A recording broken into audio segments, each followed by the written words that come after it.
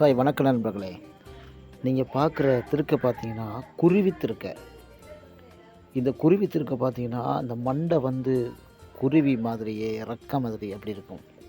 ஆனால் அழகான மீனுங்க அது.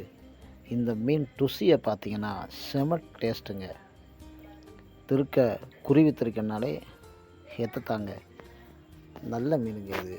அவங்க சாப்பிட்டீங்கன்னா நல்ல ஒரு டேஸ்ட்டு கறி மாதிரி இருக்கும்.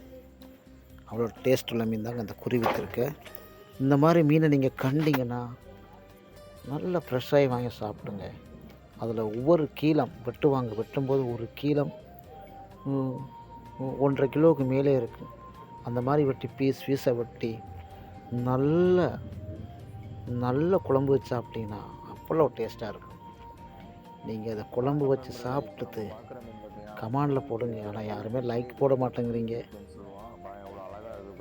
லைக் போடுங்க, எனக்கு கமெண்ட் போடுங்க, சப்ஸ்கிரைபர்ஸ் பண்ணுங்கள். எனக்கு தயவு செய்து பண்ணுங்கள். நான் உங்களை நம்பி தான் அந்த வீடியோஸ் போடுறேன். ஓகே.